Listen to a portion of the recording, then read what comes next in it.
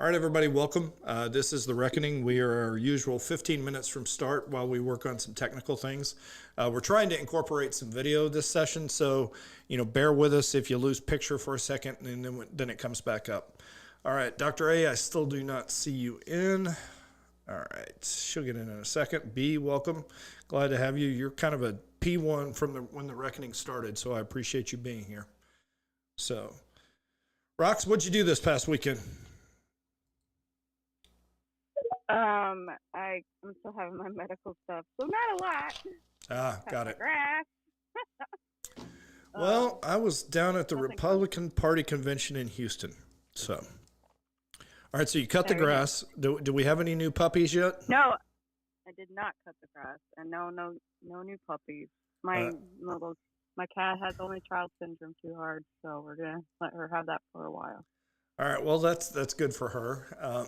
I will tell you that my dog was quite happy to see me. We left him with a dog sitter off of rover.com. So that actually worked out pretty well. I was very, very pleased. So if you need to kind of cut from the video to try and pull that in, just like I said, go ahead.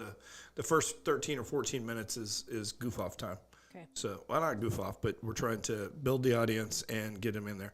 All right, Dr. L, bring you in as a co-host, and we'll get Southern on as a speaker. So, all right, welcome, Southern. Glad to have you, Stan. Good to see you again. All right, sending you a mic, Southern. So, while we're waiting and before we get started, Southern, how do you hear me, ma'am? I hear you just fine. All right. Well, welcome. Good to have you. And I know this is a little bit off the cuff, but I kind of wanted to get your opinion now that the Carmelo Anthony thing is over. I'll tell you my thoughts, but I'd like to hear yours first, please. Listen, I'm happy he was found guilty. I was hoping for 40 to 50, 35, it's all right. Usually nobody gets parole the first time. So you're still looking at 20 years. Yeah. I'll tell you, I'd rather be lined up against a wall and shot than put back in jail. I know that I'm not trying to minimize 35 years. He got what he deserved, but it's horrific. It truly is. And, honestly, I heard state prisons far worse than the federal system. What were Stan, I'll come to you in a second. What were your thoughts on, the protests and everything that happened after? And then I've got to ask a question that, again, it'll probably be a little controversial, but it shouldn't be, because I think I heard this right, but I just want to verify it. As far as the protest, I expected it to be a lot more wild than it actually was. I'm glad the police stepped in and were more prepared and was like, no, y'all are going home. Yeah, Sheriff Skinner is the sheriff of Collin County. I've met him before, spoken with him. He is a no-nonsense man. So, yeah, it doesn't surprise me that there wasn't that much. All right, so I know that Sarah did an interview with Jeff Metcalf. That's Anthony's dad, correct? Yes. And in that, correct me if I'm wrong. But no, it's Austin's dad. Austin's dad. Yeah. I apologize. All right. So Jeff Metcalf in this interview, and again, it just shows you, how careful you have to be when you're speaking. But Jeff said, let me say a racist thing to get them all riled up. And so he called Carmelo a watermelon felon, and they're cutting the part of it where he was basically saying, this is not who I am, I'm not a racist, and then all they're playing is the watermelon felon. Is that accurate? That is correct. Did you cringe when he was doing that? Because I'll tell you, having been in the political arena, I was like, oh God, no, does he not know what they're going to do to it? And sure enough, that's exactly what they did. So, and I think, Southern, that Sarah posted a video about that afterwards, correct? Correct. And I wouldn't say I was cringe about it. I just knew exactly what was going to happen as soon as those words left his mouth. Same here, because, again, I knew what they did to me in J6, so I was just absolutely horrified when he did that, and horrified for him, not because of what he was saying at all. So I do want to say that I was wrong, and I'm very, very glad I was wrong, in that I thought that the left would try and use this as a powder keg. Now, they're still trying a little bit, but I think the evidence was so overwhelming. And honestly, 4 of the 6 witnesses that the prosecution called were African Americans, saying that Carmelo had initiated it and that, he had basically done everything wrong. And I think that took away, from the drama around it. And Dr. A, I just got your message. Go ahead and drop yourself, and I'll bring Southern up as to co-host. All right. What are your thoughts on it, Dr. A?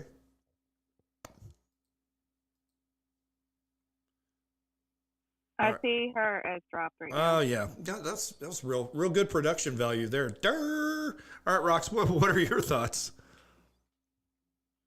Oh, and which part of it? Like the whole thing or the reaction? Yeah, what do you think about the sentence? I mean, and again, just so you know, in Texas law, a 17-year-old he can be tried as an adult, but he cannot be given the death penalty. Honestly, in my humble opinion, in a situation like that where you can't try them because they're 17, the parents should have also been tried for the crime and proven they did everything they could to prevent him from becoming the criminal. Just saying. I also don't think the sentence is long enough. No, I get that. All right, Rox, you were saying, and again, Dr. Abe just popped up, so she was caught in the lag there. Oh, no, I'm torn. It's one of those things where I see both sides of the argument, but, you have to punish people for the crimes they commit. You can't just let it go. I'm still torn because, he's a young man. He's going to get out still with plenty of life left ahead of him. Honestly, I want him to serve a lot longer, but at the same time, I do know the whole point of the jail system is reforming someone. Yeah, I'll tell you, though, there's no reforming going on in jail. There's very little education. It's a terrible situation. Oh, I'm sure. Sure. Yep. Go ahead. More than me. Yes, ma'am. Unfortunately, go ahead, Southern, and then we'll come to you, Stan. So I just want to clarify, like he was tried as an adult. That's the most you can do. Under United States law, it's not Texas law. Under United States law, you cannot give a minor the death penalty. Okay. All right. Well, again, I'm certain you're right there on that one, but what I read said Texas law, but I'm certain you're right. Go ahead, Stan. Yo, long time no see, Larry. Long time no see. Well, doing all right. Yeah, I think that this case has been way blown out of proportion on a national level when it really shouldn't have been. Right. I think this is a local issue, and that people really shouldn't be looking too much into it. As little faith as I have in the justice system, without seeing the actual case and all the evidence, I wouldn't know how I would particularly vote on a jury. But it's a sad story all the way around for everybody involved, and it definitely is an event that shouldn't have happened. I think that kids need to be taught in public school, when they come of a certain age, how they're accountable for their actions. And, the use of deadly force, I think that should be something that's taught to high schoolers, right? And how they can and should or shouldn't, use deadly force when defending themselves. So, we're just failing our children all around in America with the public school system. And I think that is really what should be coming out of this story, is the failure of the public school system to teach our children. Yeah, and there's a lot more that goes into that. Basically we're looking at kids that graduate that don't know how to manage checkbooks. They don't have a real understanding of the law. I really think, that we see it when parents are voting with their feet these days. So it's kind of crazy to me what's actually going on. All right, we are 5 minutes prior to actually starting the show, and the tradition we have is we go over the rules, and then we'll ask just kind of a get started song. Get started question. So the rules are: don't talk over everyone, don't unmask don't go hot mic on everyone without us calling on you, and then if you talk too long, we'll ding you to get you off. All right, so the question of the day, and this came up because I pulled up yesterday while I was unpacking and cleaning from my trip down to the state convention, the best 1980s song. Now, again, I think when you're a teenager, your default is to claim that the music when you were a teenager was the best music ever. I really do think that. But in my case, it's actually true in that I think that the 1980s music was just top notch, you know, from heavy metal to whatever your flavor was to dance to techno. I think it was all good then. So what is in your mind the best 1980s song? Because they were flipping through a whole range of them yesterday as I was playing just one of those Apple mixes. And right now, although in the past I would have told you it was probably, you know, Where the Streets Have No Name by U2, for me it is Don't Stop Believing by Journey. I just love that song. Now, having said that, I didn't double check that was actually an 80s song and not a late 1970s song. You suck. So I hope I'm that right. was my favorite. It was 81. All right, good. At least I got that right. I was sitting there as I was talking through it going, I really hope that's a 1980s song. All right, Southern, what is your favorite, if you will, decade of music? And then what is your favorite 1980s song? Favorite, maybe late 80s, early 90s. Okay. Favorite 80s song. Let's go with I Want to Dance with Somebody, Whitney Houston. Yeah, I mean, hard to argue. Her End made it to where that probably drops down on my rankings list, but I'm right there with you. By the way, she still has, in my mind, the best rendition of the national anthem. And whenever I think of her singing that, I'm reminded of something I heard about our national anthem in that the musical range of the song is such that it either has to be sung by a great many people or someone with individual exceptional talent. So I thought that was kind of a cool thing to learn about our national anthem. All right, Rox, what was your favorite decade in music and what's your favorite song? Well, it has to be the 80s because that's when I was born. So I'm kind of torn between Beat It by Michael Jackson and Sweet Child of Mine because my mom used to sing that to me even though I was a little terror. I was not a sweet child, but she tried to make me into one and I got there. Also, real quick, guys, we are about to go live, so please shout the space, share it in your VM groups, get everybody in here. And we got the show lineup. I'm posted in the Purple Pill, what's going on, and as well as Larry's Live. All right. Awesome. So Michael Jackson, yeah, that's a hard no for me. I'm right out on anybody that's a pedophile. So I agree with you. I mean, very, very talented musician, but he's off the playlist forever. All right, Dr. A, it's your turn, and sorry about stealing your song there. I've been sitting here trying to think, okay, what other songs are stuck in my head? I don't know. Definitely Don't Stop Believing. How about The Power of Love? Okay. Now, I don't know who sang that one because what's going through my mind right now is ABC's. Huey Lewis. Oh, yeah. Oh, Come God. on. Yeah. I mean, they played that song to death. I mean, that's another one that we could go through. But, I mean, when I think of songs that were played to death, you know, during that era, we've either got, what was that song off of Synchronicity? Police. And then another one is REO's Speedwagon. I Can't Stop This Feeling. Good Lord. I mean, the second I hear that song start, I'm out. I mean, that's the definition of quick. The first few notes of that song to win I'm out of that song. I mean, I'm very, very good about getting rid of that song. So when a girl wanted to end a date, she just turned that song on and it was over? Absolutely. All right. I've forgotten what I started fighting for. Oh, God. I mean, just terrible. All right, everybody. We are now going to start the show as it is high noon. This is The Reckoning, 15 June 2026, show number 330, and 1 hour of unfiltered political truth starts now. Now, I was speaking to an immigrant recently to the country, and he said to me, you know, English is a really hard language. I said, how so? And he said, well, the K is silent in night, and in the term knick-knack, both of the K's are silent. And then he said there was the most confusing thing of all. There is a word where all three K's are silent. And I said, which word is that? And he said, Democrat. Anyway, I've come to the conclusion that the Democrats are the party of inverse reality. You know, they claim they're not racist, yet they are. The sky must truly be purple in their world. Actually, it's not purple, it's rainbow colored, now that I think about it. They tell us that the government can spend money more wisely than we can.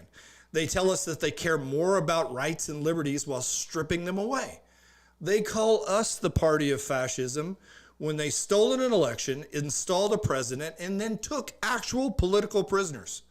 The last time they had power, they bombarded us with pithy sayings like diversity is our strength.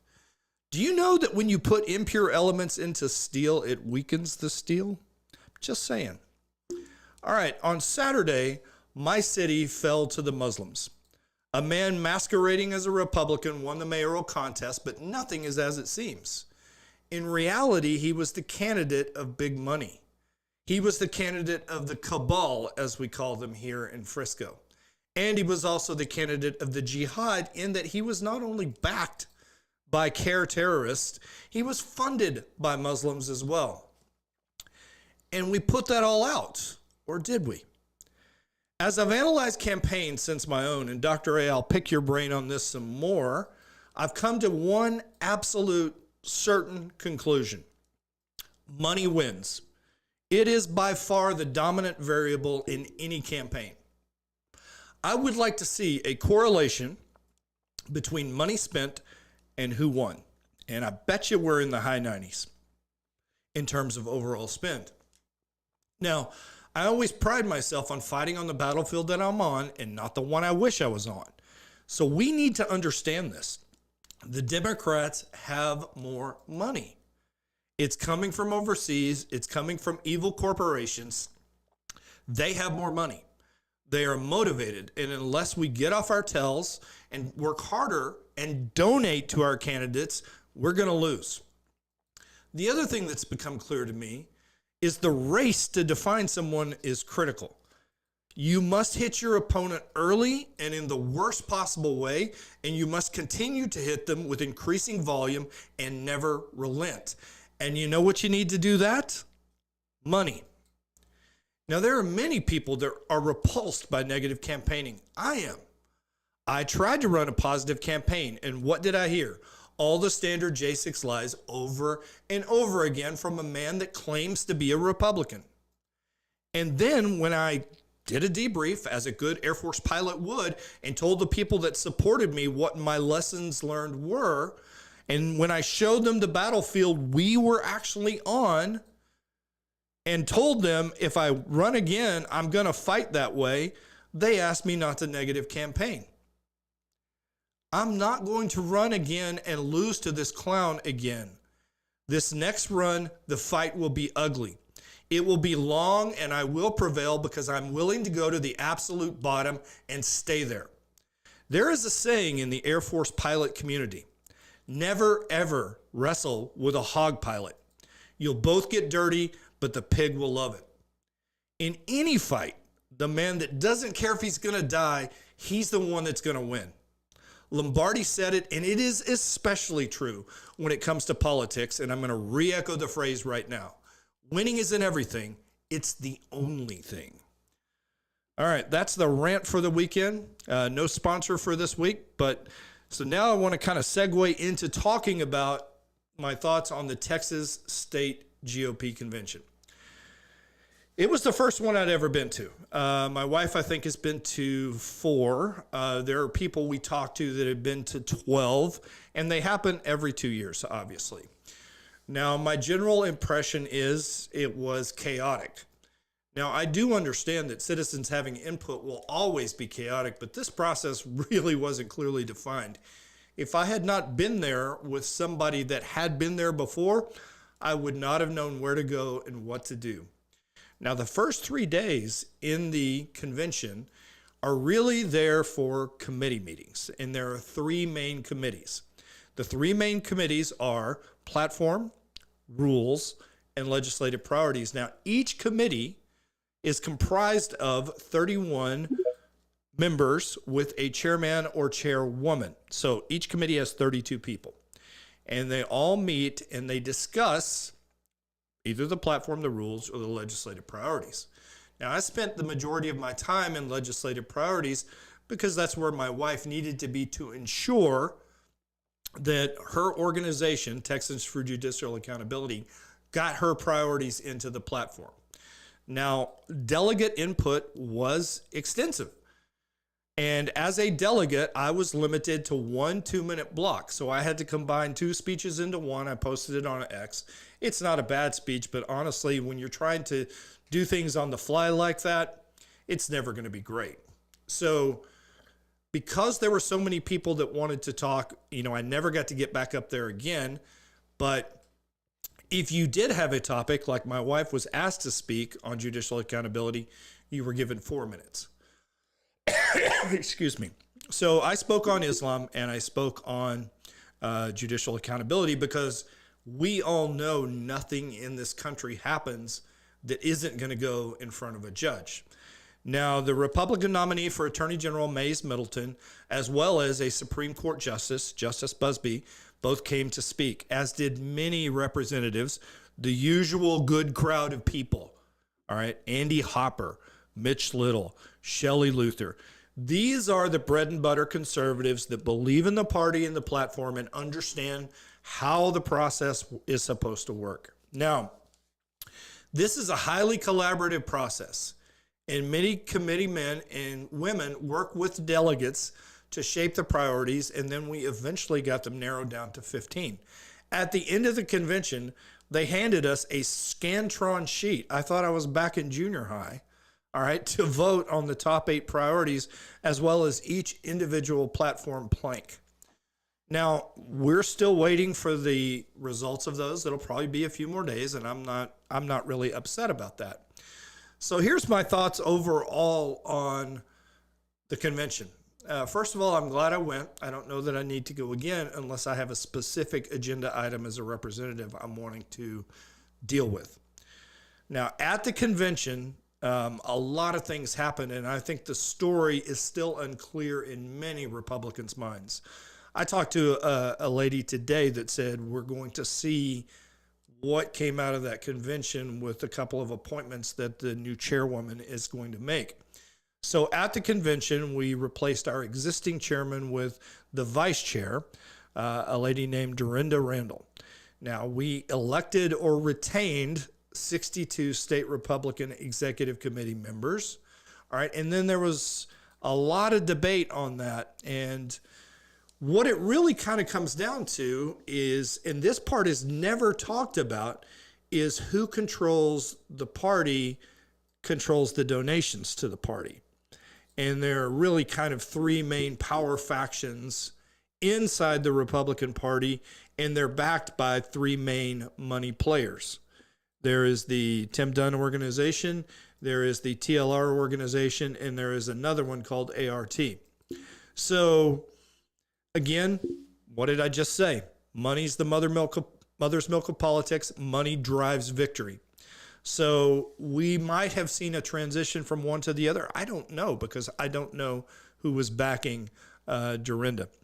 All right, so all of this is going to kind of play out in time. The other thing I will tell you is that my general perception, and again, the language was not clear, so you really probably have to be a lawyer, and I think they did it this way on purpose so that it's open for judicial interpretation as to whether or not the party pulled power from the local county chairs and county executive committees, or if they left it there. The language, like I said, is not certain. What I do know is that all of it is going to play out in time. All right. And let me tell you something else that was very clear to me. And I'm going to cast this as a challenge rather than as in a dismal manner. There was very little enthusiasm. All right. I have been told that this was the lowest attended GOP convention in 26 years. All right. Couple that with what I saw in terms of who had actually voted over the weekend in Frisco. And I'm telling you right now, if Republicans do not get off their butts in Texas and get to work and get to donating, all right, we are going to perform very poorly in the midterms. Now, I got to be honest. Why shouldn't we perform poorly in the midterms? What is the point of electing Republicans who don't do what you tell them to do? Literally, since I have been a boy, Texans have been complaining about property taxes. All right. And that was back in the early Cretaceous period. All right. So, and nobody is doing anything about it. They all say they are, and yet they continue to go up. So yet again, a party plank, a party legislative priority is the elimination of property taxes. I laid out how it could be done during my campaign. But you know why they don't want to do it? Because the power to spend is the power to get political favor. All right. Again, we need Republicans that are going to do Republican things. So here is my prediction. And again, when I say this, I am really hopeful that I am wrong, because I have bled GOP since Ronald Reagan said now is the time for strong leadership. All right. I think that the Republicans in the Texas House will lose 5 to 10 seats if the turnout continues the way it is. And I think we're going to lose 1 or 2 seats in the Senate. That will mean that they keep the majority, but it will be a slim majority, and we will really not be able to get a lot done. I also think we're going to lose 1 statewide race. I don't know what it is. If I had to guess, it would be railroad commissioner, but I love Beau French, and I'll fight like hell, or fight until hell freezes over, and then fight on the ice to see that he gets elected. All right, and that's the attitude that I hope all of my fellow Republicans have. I don't see anybody touching Abbott. $100 million war chest, you can't win. You can't beat that, period. And nobody's going to beat the lieutenant governor either. You know, the lieutenant governor may be the most powerful man in Texas politics right now, especially now that his son has taken over this group called TLR. So my question for my panel up here is, all right, is there voter fatigue in your state with the Republican Party? And what is motivating you right now with Trump not being on the ballot to vote Republican? So I'm going to come to you first, Rox, and then I'm going to go to Dr. A, and then I'll come to you, Kaylee. I don't think there is voter fatigue in the state of Florida. I think we are having a lot of battles and a lot of fights because the Democratic Party are trying to infiltrate us and take us over in certain districts. But we have even Ali Leger. She is running in, I think, District 14, I believe, down in Tampa. And I just see it heightening, and we're not going to let it happen in the free state of Florida. So I don't see the fatigue here as much. I do see it probably or notice it from other people. Now, but hopefully here it won't happen. Again, and Southern, let me come to you and ask you this question, since you're both residents of Florida. I see the Florida Republican government as doing things. They've already done something about Islam. They are doing something about property taxes. So is that why you think, yeah, I see the 100%. So do you have any Republican fatigue? Not really. I mean, there's a little bit something that I rather. So just so you guys know, the GOP decided that there's not going to be a debate for the governorship because you had to meet certain requirements, and only Byron Donalds met those requirements. So for that reason, now we're not going to have a debate for it. I'd rather they had gone ahead and said, okay, we understand that under our requirements, nobody but him qualified, but we're going to go ahead and do it anyway because this is what the state wants. Okay. Well, I mean, I hate it when I see things like that, because what comes to my mind is, Kamala getting selected, by the Democrats unanimously. All right, Dr. A, you've got a whole segment on California politics, but do you have, I don't know how you would have Republican fatigue in a Democrat-controlled state, but I'm going to ask the question anyway. Yes, 1,000%. There's been Republican voter fatigue here for quite some time. It's hell getting them to the polls because we've known that there's fraud in our state for decades. So, again, people feel like, why bother voting? They're just going to do what they want anyway. They don't regard our votes as what they want to allow the outcomes to be. You all are now bearing witness to that, what we've been experiencing for quite some time. I thank God for Spencer Pratt, because he showed the whole world what it is that we've been suffering through. I hear you, ma'am. And again, your rant last week resonates with me still. I want the federal government to step in and curtail California's fraudulent election system. All right. Now, for many of you that have been on the show for a while, we had Kaylee Campbell. She was a guest in studio, and we'll have her again sometime. She has been all over Texas politics, hitting the rhinos as hard as you can, hitting the Democrats as hard as she can. And what's funny is, she got blamed by there's a reporter down here by the name of Tony Ortiz, and I happen to believe he's the most misogynistic person in media at this time. But, he blamed Kaylee for the loss of the mayoral election, which is just a complete and utter joke, in that she drove up from her home, which is south of Texas. I'm not going to identify the town. I'm sorry, south of Frisco, to poll greet and to work for Rod. But Kaylee, what are your thoughts on the state Republican Party and the motivation level of Republicans? Hi, Larry. Thank you for having me. Yes, ma'am. So I think that with Texas started out as being like a head leader of like the Republican Party. Texas has always been red. And I think that the voters got really comfortable with that, and it just became like normal. And now with all of the threats that we're facing with rhinos, with the Democrats gaining more money and power, I feel like there's like almost a slew of like information that's just going around that the voters aren't being educated on, and staying comfortable in like the same old type of situation that we've had, where we've got the same people in office who have already proven that they're not going to do anything and things like that. And voters not wanting to get out and educate themselves about newer people coming in.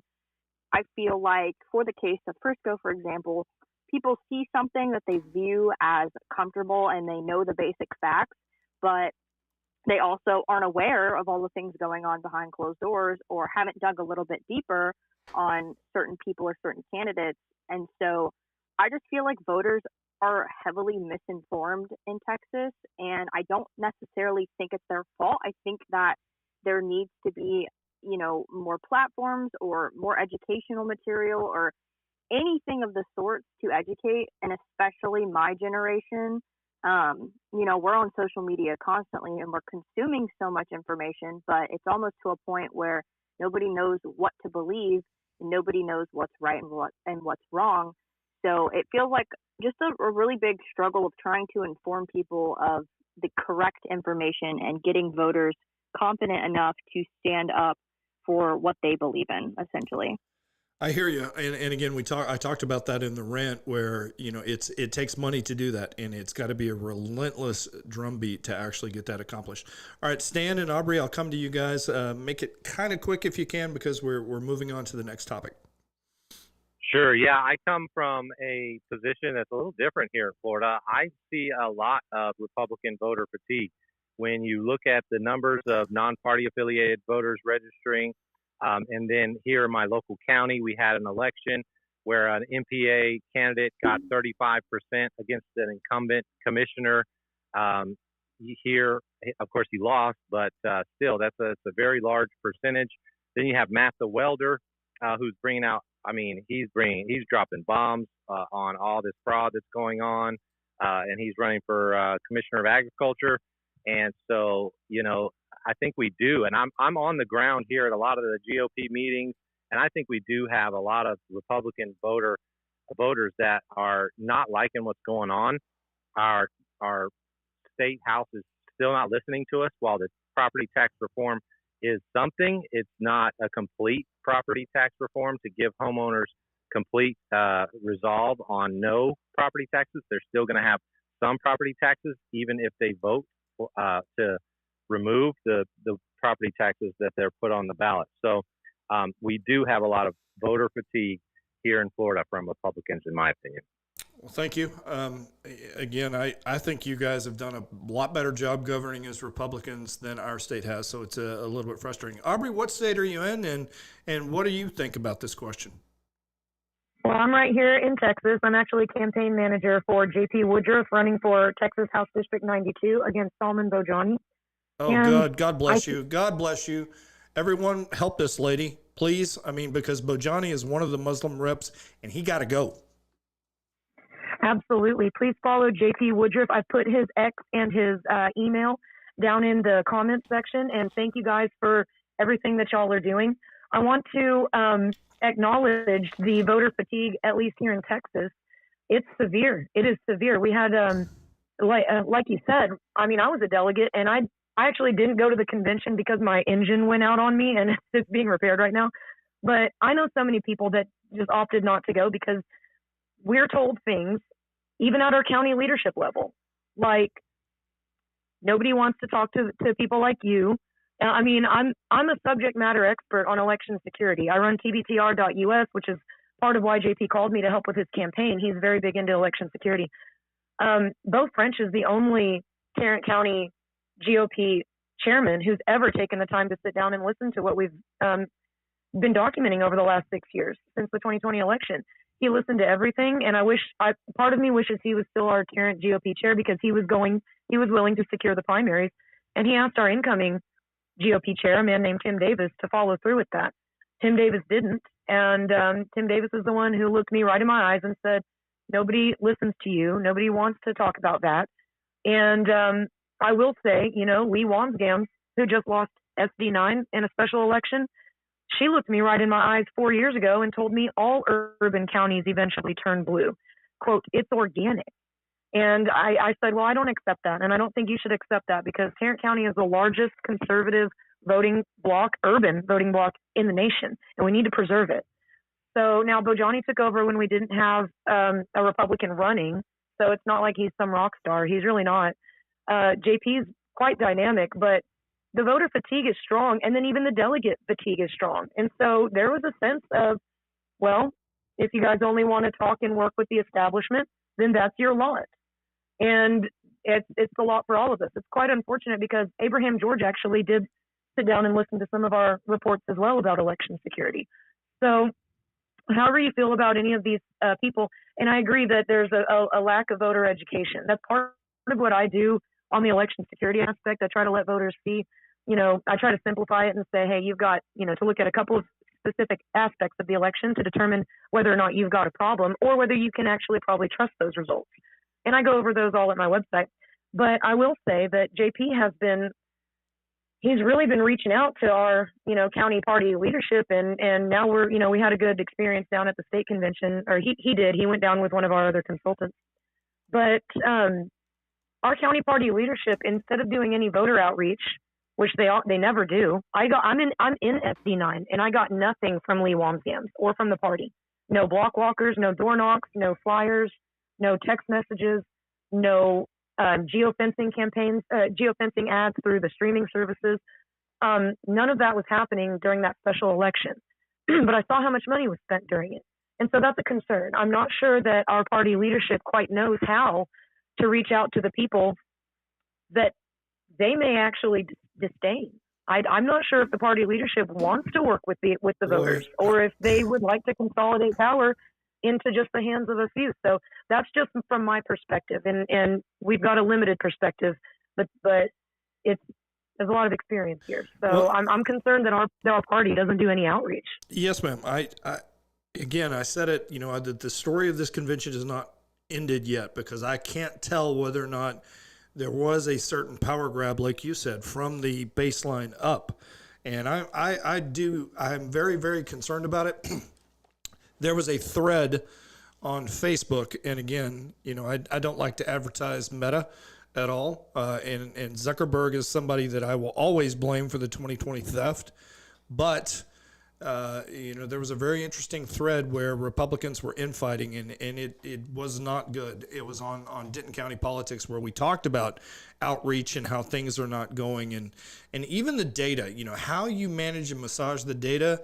It's very, very interesting. All right, let's move on though to topic 2. And Dr. A, plan on you following topic 2, and then we'll go to topic 4 if we need to. My topic 3 after you. All right. President Trump on Truth Social said, and let me quote, I wish we had, who's our guy that does the great Trump impressions? I can't think of his name right now. Anyway, I wish he was here, but he's not. He said, the great deal will bring This great deal will bring peace and security to the whole region. Many presidents have tried to make peace with Iran, and all have failed before me. The leaders of the region have, for the first time, found a president who can help them achieve real peace. With the opening of the Strait upon the signing of the deal on Friday for purposes of mine removal, oil will flow on both ends again for the region and for the world. Now, I guess I'm one of those people that when I'm hearing something, other historical events start circulating through my mind. And unfortunately, this is not a good one to circulate through my mind, but it was Neville Chamberlain holding a piece of paper and saying, I have secured peace in our time. And I'll get to that in a little bit more. And then the last one was oil will flow on both ends again, and for the region and for the world. Yeah, does that mean like the spice will flow? Again, sci-fi geek, big time into Dune. All right, now the Pakistani Prime Minister confirmed the peace deal. He said there will be a signing event in Switzerland next Friday. President Trump said the deal's now complete, so we'll see. Now, Iran's president said that there were still issues, but they are thinking it's going to be good. They just have to study it a little bit more. They are boasting of great and solid results for Iran. They say that they're going to have a significant release of billions in frozen assets in the West. Now, according to senior Iranian officials, the draft memorandum requires them to dilute their highly enriched uranium within Iran, and the release will give them the release of 25 billion of Iran's frozen assets. The draft also includes provisions for them to immediately reopen the Hormuz Strait to all commercial vessels and us lifting our naval blockade. They have also stated that they will neither produce nor acquire nuclear weapons. The draft includes a U.S. oil sanctions waiver for Iran, and the final deal will be discussed in 60 days following this agreement by both sides. Now, the element is a step-by-step approach with the Strait of Hormuz opening and then Tehran getting economic rewards each time it meets a U.S. demand. So it's not perfectly laid out yet. Now, the Farsi news service reported earlier that Iran has not made a final call on this. Again, one of the things that's so endearing about negotiating with Muslims is that the deal is not over even when you've been paid for it. So again, you're always in a perpetual state of negotiation with them. And when you couple that with the doctrine of taqiyya, I will tell you there is absolutely zero chance that Iran will live up to any of the terms of this agreement other than possibly opening the Strait of Iran.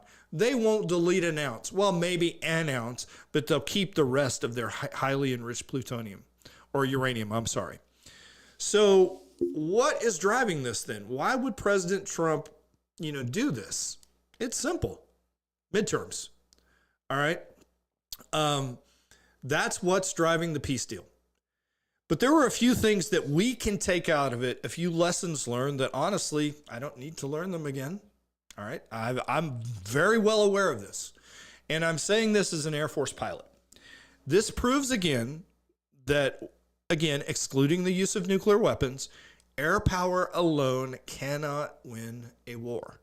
It requires a soldier on the ground raising your flag in their capital.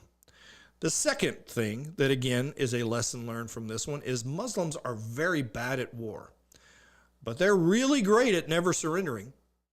And the last truth is you can never trust them. We know this. Okay, and to give you an idea historically, and again, I like history and especially military history. All right, let's go back to Richard III. He made a deal with Saladin to exchange knights. Saladin was supposed to pay a ransom for them, and he was supposed to pay it at a certain time. And guess what? He didn't do it. So what did Richard do? Did Richard say, proclaim victory and, let's do a phased knight exchange for money? No. Richard III cut off their heads. That's how you deal with the infidel. And make no mistake, they are the infidel. It's a two-way street, jihad. All right.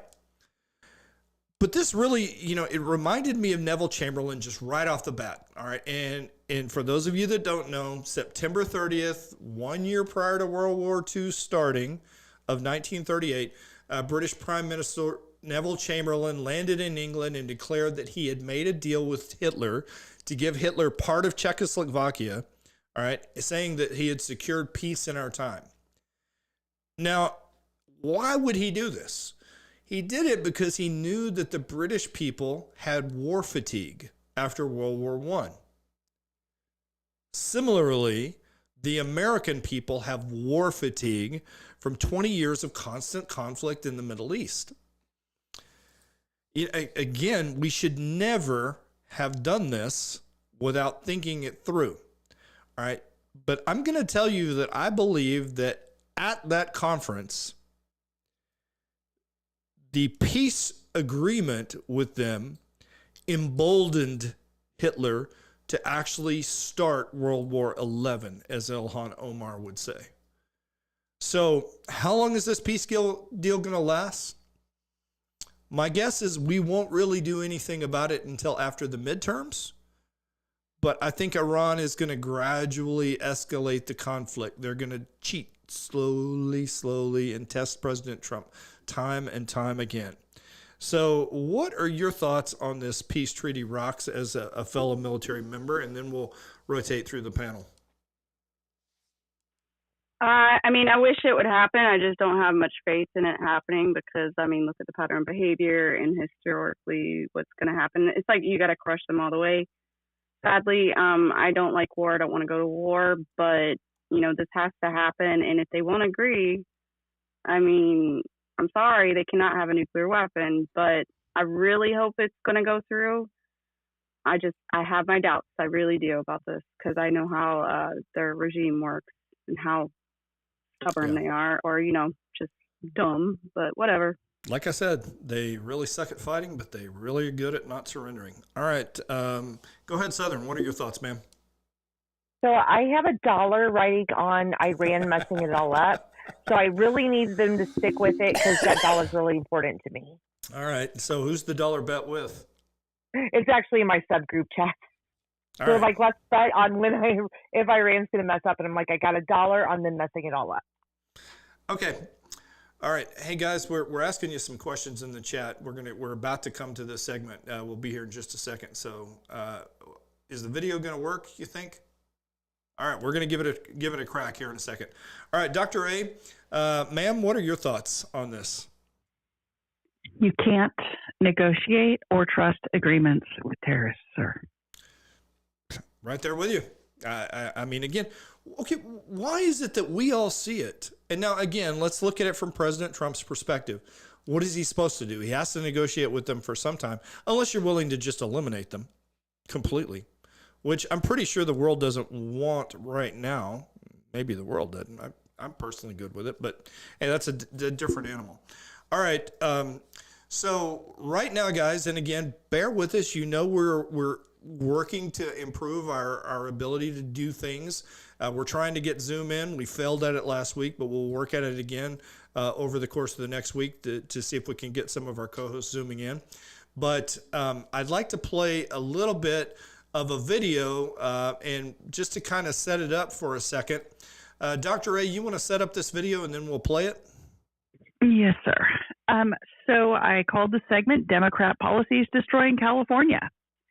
Did Spencer Pratt's wildly successful and public LA mayor's race shake something loose in the left-wing media? When Spencer revealed many factual but ugly facts about California, about how it's been failing under single-party rule, CNN literally called him cruel and unhinged. And yet here they are, CNN themselves, using many of his talking points in a segment called California's Failing Model of Governance. All right. That's cue in, guys. Let's see if we can get this to work. And guys, we'll get all these production cues worked out, ironed out. So go ahead and try and play the video for us. Let's see how this goes. The frustration is real and justified. California is one of the most dynamic places on the planet. It has Silicon Valley, Hollywood, world-class universities, extraordinary agriculture, ports, talent, and natural beauty. But it is a case study in how a rich society can spend more and more while producing less and less of what its ordinary citizens need. The paradox of California today is a successful economy attached to a failing model of governance. Consider the fiscal record. Since 2000, California's population has grown by roughly 15%, but the state's general expenditures have grown more than 200%, from $78 billion to about $248 billion. General spending per person has risen from about $2,300 to about $6,300. The number of state employees has grown by more than 50% by one count. Does anyone think that California government and its benefits have gotten 200% better in the last 25 years? Housing is the central failure. California has long spoken the language of compassion while building a system of exclusion. Alicia Finley writes in the Wall Street Journal that from 2021 to 2024, the LA metro area with nearly 13 million people issued only 118,000 building permits for new homes. Atlanta, with about half that population, issued 163,000. California has made it too hard, slow, and expensive to build.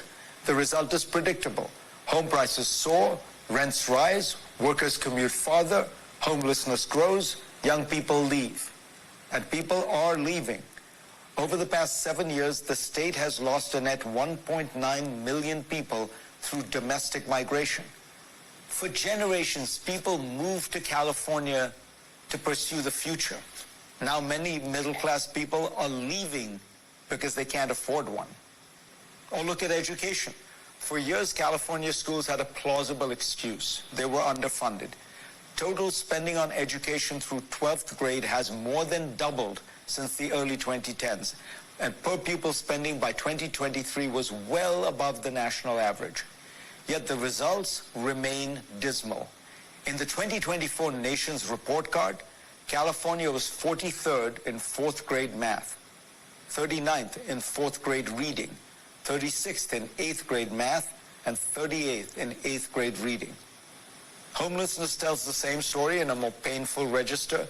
A 2024 audit revealed California had spent $24 billion on the problem over a 5-year span. Yet, in 2024, California reached a record high in homelessness, almost 200,000. Homelessness did decline by about 3% from 2024 to 2025, but the state's expansive, expensive, and elaborate homelessness aid complex has not proven to solve homelessness in any significant way. California's headline prosperity, generated in good part by a few industries like high tech, masks weaknesses underneath.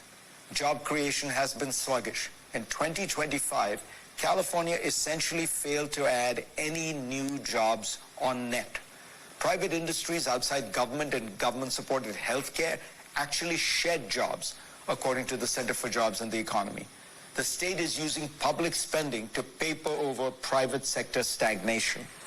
Nowhere is this more vivid than Los Angeles, where Hollywood, the city's defining industry, is in slow motion collapse. The effects are being felt not by celebrity actors and influencers, but the carpenters, costumers, sound engineers, camera operators, editors, drivers, caterers, dry cleaners, prop houses, and small businesses that once formed one of the world's great industrial clusters. The numbers are stark.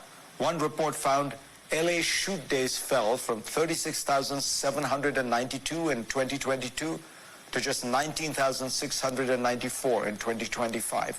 Another report estimates film, television, and sound jobs fell by nearly 30%. Motion picture employment in LA County fell from about 142,000 at the end of 2022 to roughly 100,000 2 years later. Hollywood is still the symbol, the brand, the mythology, and it still houses the big studios that produced most of the world's greatest entertainment for almost a century. But thanks largely to high taxes, costs, and regulations, the work has moved elsewhere. to Georgia, New Jersey, Toronto, London, and Warsaw.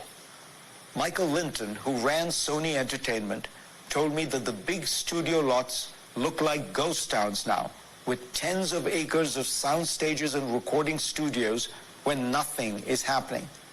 He said, Los Angeles is becoming a sunny version of Detroit. Consider this simple fact, according to Fortune. None of the 10 films nominated for Best Picture this year were primarily produced in Hollywood. Los Angeles still hosts the Oscars, but increasingly it does not actually make the movies being honored there. For years, Democrats in California have governed without any real competition. The recent primary results suggest that even in deep blue territory, voters are restless. They're not becoming Republicans, but they are asking a reasonable question. Why does a state with so much money, talent, and promise make life for ordinary people so hard? All right, thank you. Again, we'll get better and smoother at that. Lindsay, thank you very much for your help getting that done. All right, Dr. A, go ahead, ma'am. Right. So you guys could hear, obviously, they talked about state numbers, state budget, state, employment issues, and then focused a lot on what's happening in LA. That was thanks to Spencer and his efforts of pointing out how you can see it in a dense city more so than the rest of the state.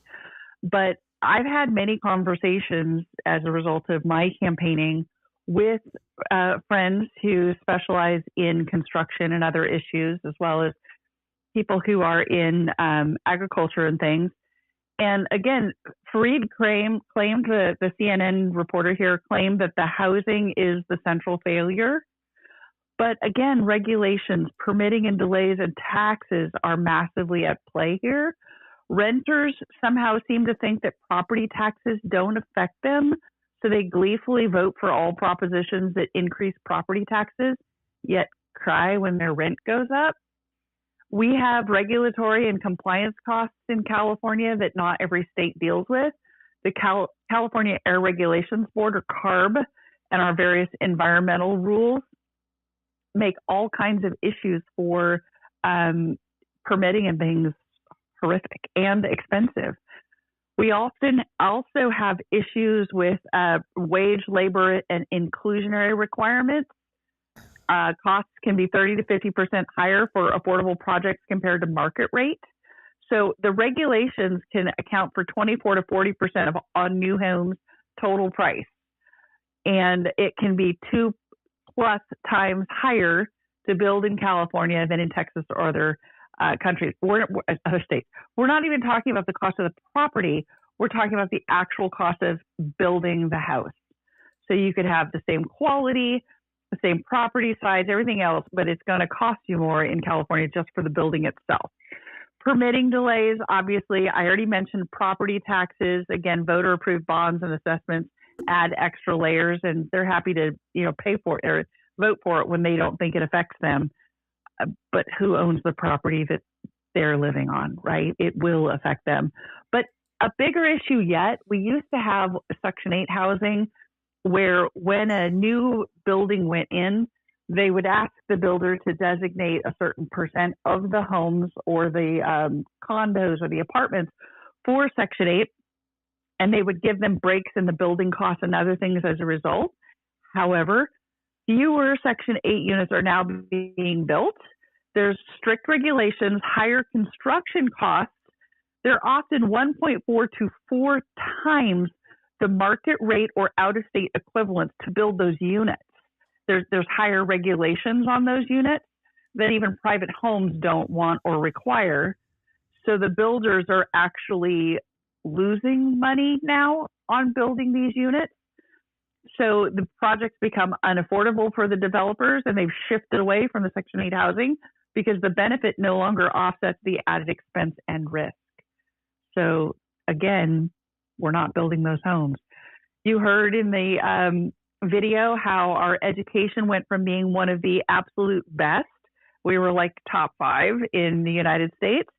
And now as a result, we are one of the worst in our nation and across many countries.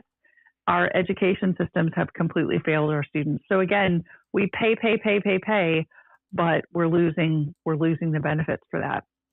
So hard to say how they think we could become a socialized country with as bad as they've done it here.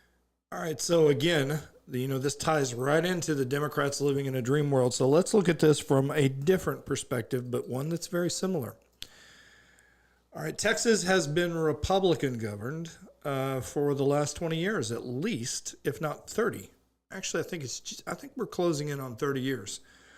And we have dropped from the top 10 in education to the bottom 10 as well. Now, again, I blame the Texas Education Agency. I blame teachers themselves for introducing wokeness, which led to parents pulling their kids out.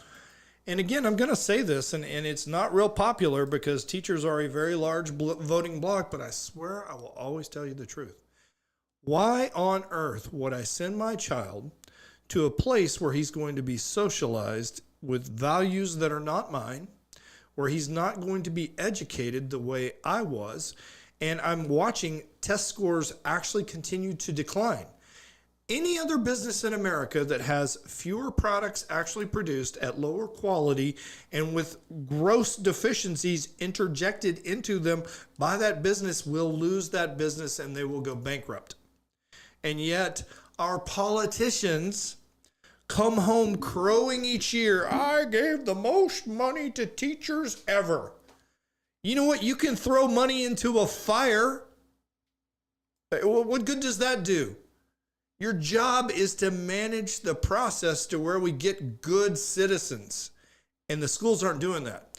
Now, I will say also that while I was at convention, it's either the governor or the lieutenant governor said that Gavin Newsom should be nominated as the Texas Realtor of the Year because he does drive a lot of business our way. And, there are a lot of Texans that it's actually a saying, don't California my Texas. I will tell you the hardest worker in my district that I'm aware of is a Californian that escaped the socialism, and she does a fantastic job. She was a committee woman on the legislative priorities, and she came prepared, ready, and, she's one of those people that's the salt of the earth and just makes the system work. And I'm going to give her credit right now. Her name is Aileen Blakowski. She was recognized with the sword that's given by Texas Scorecard for citizens that make an impact. And she is just a great asset, and I'm glad she fled your state. Something else, though, that you talked about, you talk about taxes again. All right, in Section 8 housing. Section 8 housing in Texas, they're given tax incentives to put them in there. But the problem with that is those tax incentives apply to the whole building. So let's say you build a 40-unit complex. You've only got to put 4 units as Section 8, and you get tax breaks on all 40 units, which sounds good, right? As the builder, that's good for me. But what does that do to a community with a lot of multifamily buildings in it? If everybody in those multifamily buildings is getting the property tax cut, that means the property tax burden is unjustly shared on those people that are homeowners. So again, everything is a kitchen table dynamic. And I laugh at people that say, well, I ignore politics. No, you don't. You don't. Because politics comes to you, period, whether you want it to or not. You can't ignore politics. All right, forgive me. My phone is blanked out on me for a second. I got to get it back up so I can see if there's any hands up. But Rox, what are your thoughts on that, on these 2 states? And you're getting a lot of Florida coming in as well. Yeah, I'm going to go ahead and go to Dr. A since you can't see her hand because I think she has something to add. Thank you. No worries. I just wanted to say that the education issue is massive and affects many, many states. And education is supposed to be a state issue. Most of the K-12 funding that's coming from the federal is for low-income students and special education. So again, I keep going to, okay, where's this going? Because ever since we created the Federal Department of Education in the late 70s, all of our educational scores have gone down.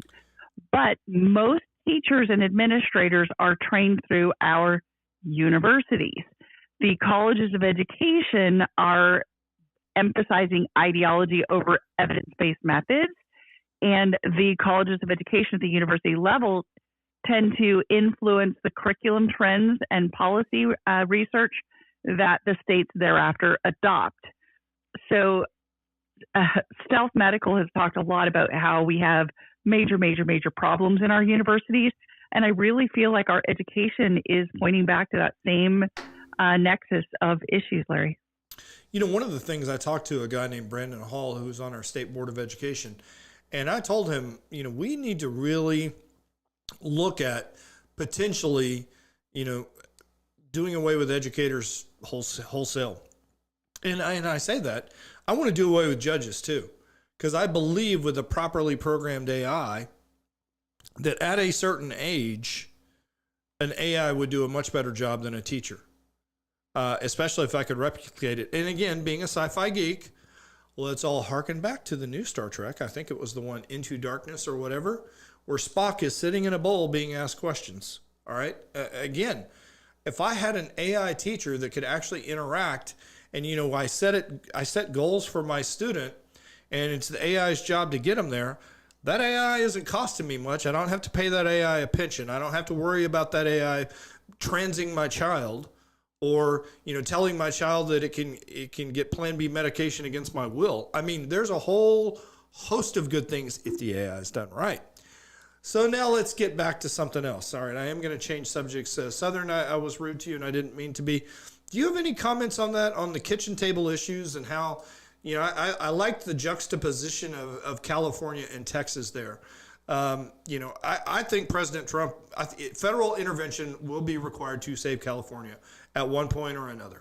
What are your thoughts, ma'am, on the kitchen tabletop dynamic?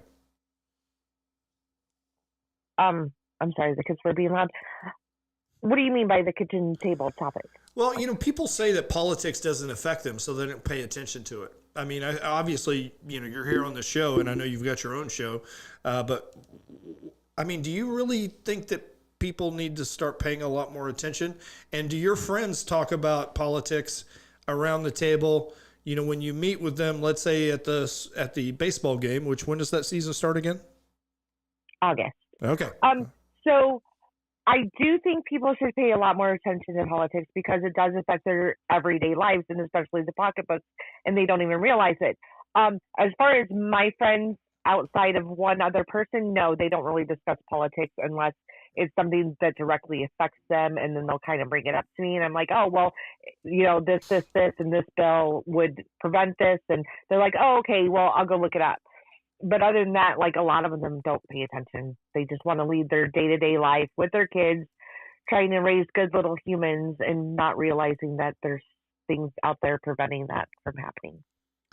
Agree. I totally agree. And I think education is going to become a bigger issue because I don't think we're producing conservative teachers, and therefore they're going to get worse.